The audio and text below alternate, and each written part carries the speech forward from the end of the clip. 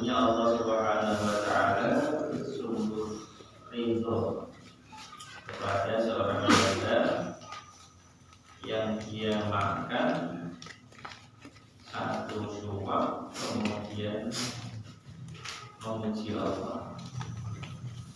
Satu suap, Bismillah, Alhamdulillah. Itu maknanya apa?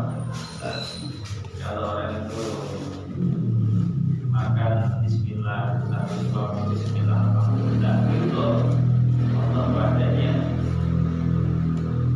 itu diterima oleh Allah dan dapat pahala. Makannya itu Bismillahnya, Alhamdulillahnya diterima oleh Allah dan dapat pahala. Aku yashroba syurban bayamadahu adillah. Minum juga sama. Bismillah, minum, Alhamdulillah. Bismillah, minum, Alhamdulillah. 3 kali Bismillah, minum, Alhamdulillah. Jadi ya tidak buru-buru ketika mengambil suapan atau menenggak minum itu tidak cepat-cepat, tapi pelan. Bismillah, Alhamdulillah. Bismillah, Alhamdulillah. Itu diantara caranya makan itu seperti itu. Ini hadis mendorong kita untuk senantiasa bersyukur kepada Allah atas luasnya anugerah Allah dan banyaknya nikmat yang Allah berikan kepada kita. Syukur itu menjadi cara untuk seorang itu bisa selamat dan dikabul oleh Allah. Sebaliknya, walai kafartu minna adabi ancamannya berat. Kalau orang itu kufur nikmat, kufur nikmat itu tidak bersyukur kepada Allah, sehingga syukur itu menjadi cara untuk orang itu bisa selamat dan dikabul oleh Allah.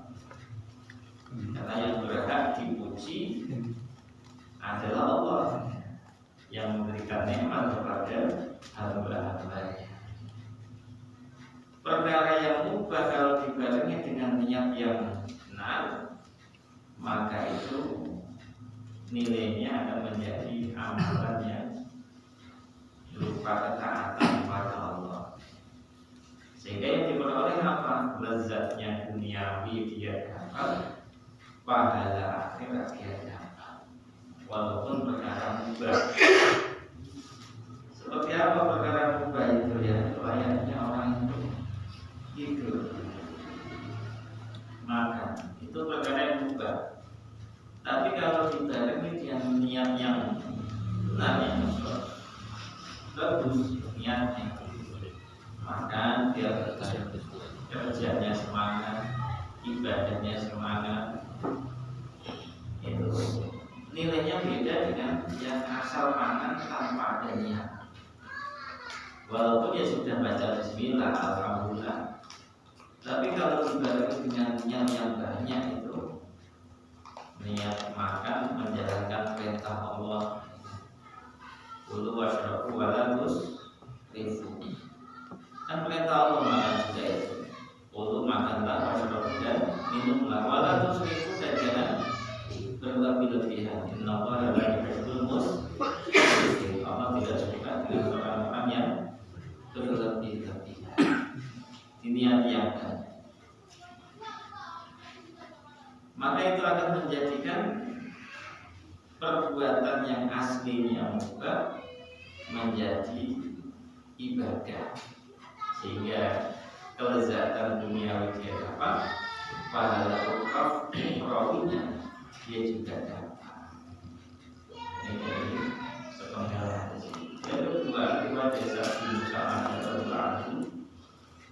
Nabi Sallallahu Alaihi Wasallam sudah bersabda